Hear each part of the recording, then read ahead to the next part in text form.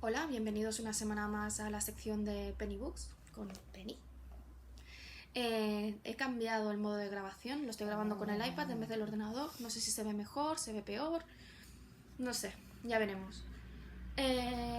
Esta semana voy a hablar sobre The Iron Hill de Jack London. En castellano está traducido como El talón de hierro. Es una novela distópica de 1908, o sea que tiene casi 110 años. Y una distopia consiste en que es un futuro, pero en el que todo se ha unido, sea por la razón que sea. Por ejemplo, 1984 de George Orwell es una distopia muy clara y es una de las primeras, aunque esta sería anterior. Bueno, lo interesante de este libro, aunque Jack London estuvo inmerso siempre en muchas controversias porque lo acusaron de plagio en varias de sus obras, no sé si alguna llegó a algo. En el caso de The Iron Hill, lo denunciaron por utilizar un discurso que había utilizado un obispo a favor del socialismo y no sé si tuvo que pagarle algo o cómo acabó la cosa, pero la cuestión es que fue algo que le fue pesando a lo largo de su trayectoria. Sin embargo, este libro está muy bien, la verdad. Es fácil de leer. Bueno, en inglés no,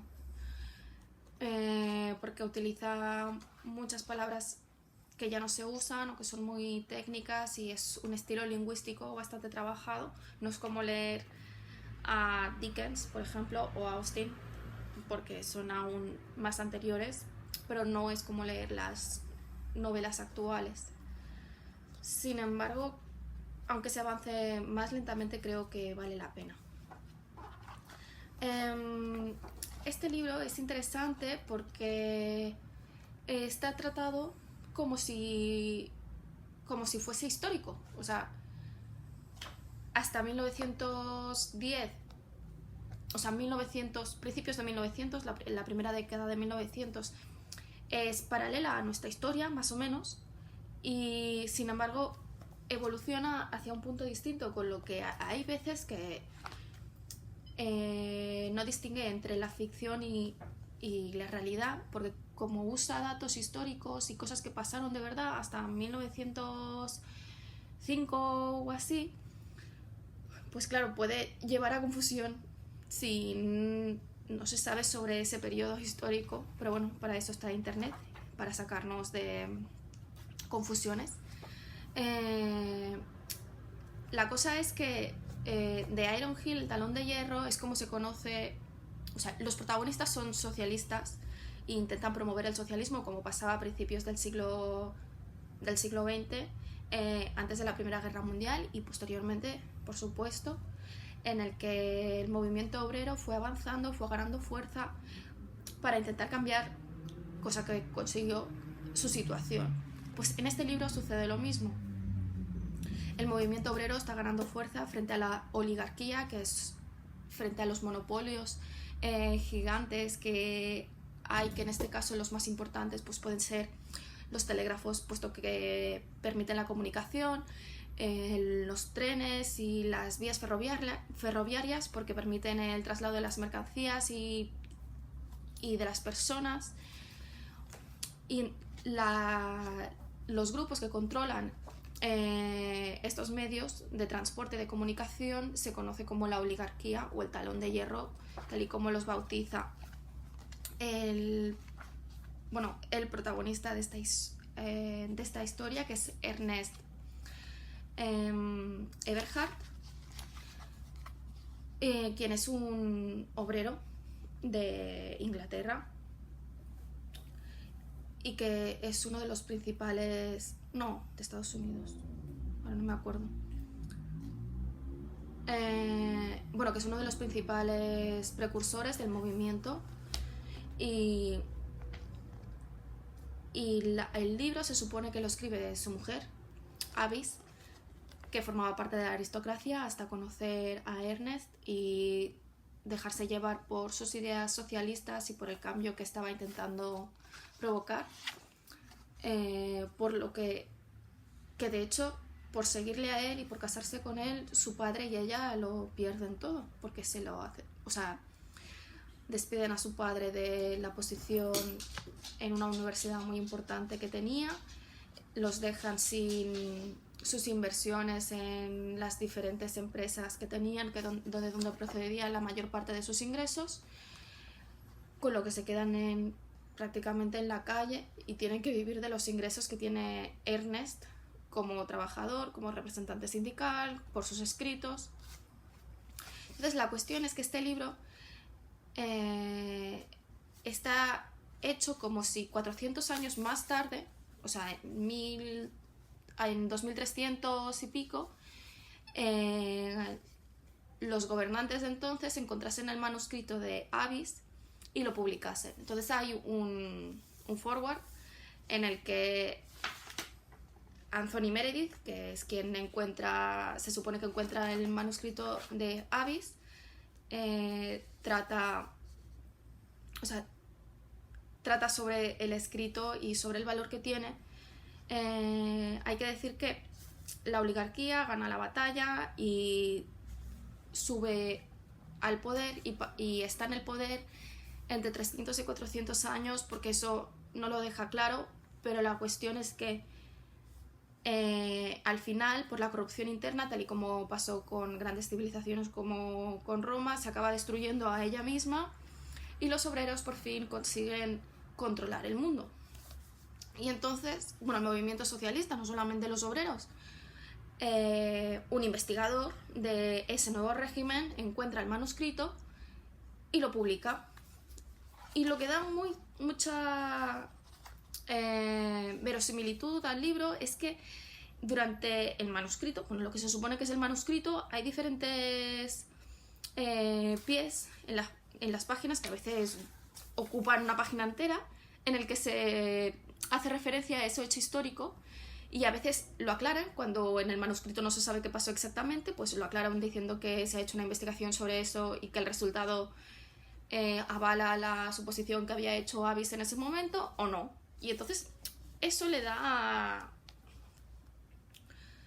verosimilitud y parece aún más real. O sea, es que si no sabes, bueno, es obvio que no es real porque esto no ha pasado, porque para empezar hubo la Primera Guerra Mundial, luego hubo la Segunda Guerra Mundial y la realidad es que quien ganó es el capitalismo, pero por suerte no es un capitalismo como el que se describe en este libro, porque en este libro, aparte de la oligarquía, que tienen muchísimo poder, luego hay un cuerpo de mercenarios que están por todo el mundo, que se denominan mercenarios y aunque no son mercenarios en el sentido literal actual, sino que es como un cuerpo paramilitar que se dedica a perseguir a todos los revolucionarios y acabar con ellos, o cuando no interesa que una ciudad siga adelante o se quiera dar ejemplo, pues aniquilar si hace falta una ciudad entera o prácticamente una ciudad entera.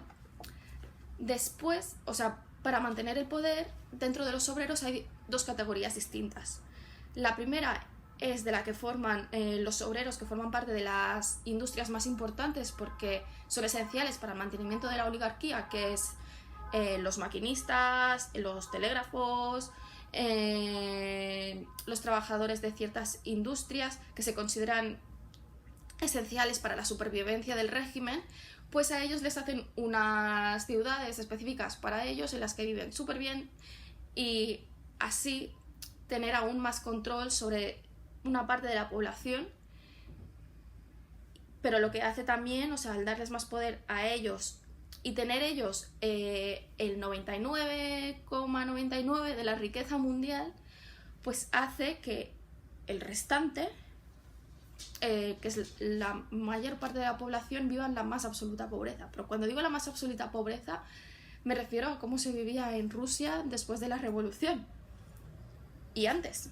O sea, que en una sola habitación vivía una familia entera y tenían que compartir la cama y no sabían si ese día iban a comer o si iban a poder comprar el pan, por si iban a quedar,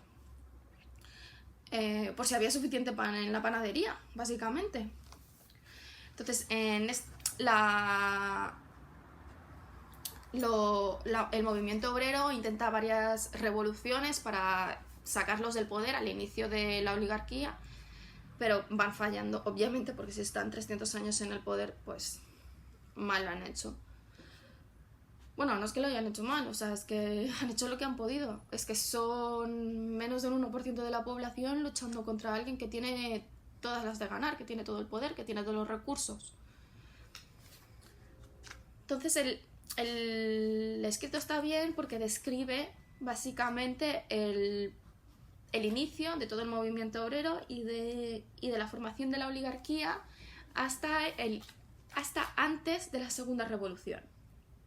Entonces se ve la primera revolución y cómo fracasa estrepitosamente hasta antes de la segunda revolución, que también fracasa. O sea, no os estoy desvelando nada porque esto se dice en la primera página, que todo fracasa.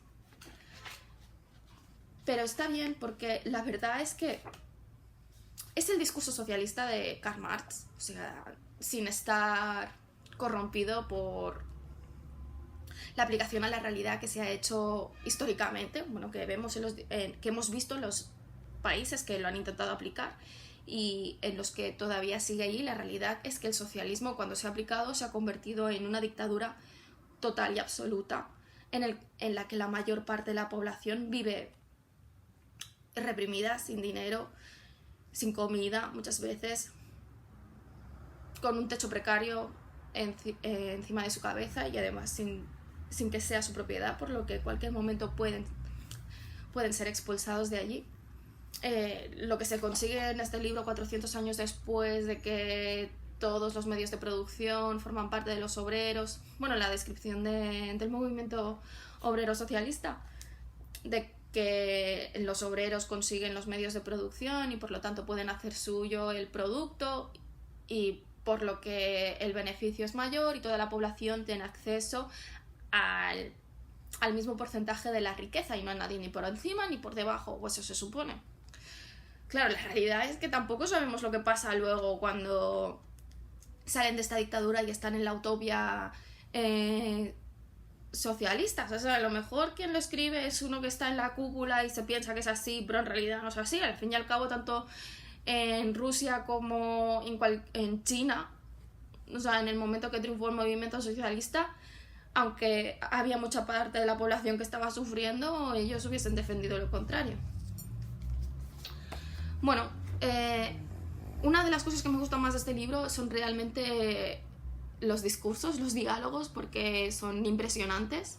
O sea, el uso de las palabras, el convencimiento, que es que te lo estás leyendo y realmente, o sea, la argumentación que hace te hace creer en ello, aunque sepas que es de imposible implementación, como todas las utopías. Pero realmente, o sea, disfrutas no solamente con la acción, sino que también leyéndolo. Así que lo recomiendo encarecidamente y espero que lo leáis, que os guste. Y eso es todo, porque tampoco quiero hacerlo más largo. Muchas gracias por vernos. Y si no estáis suscritos, suscribíos. Está por aquí, creo que es la señal. Y ved el resto de vídeos de este canal. Y nos vemos pronto.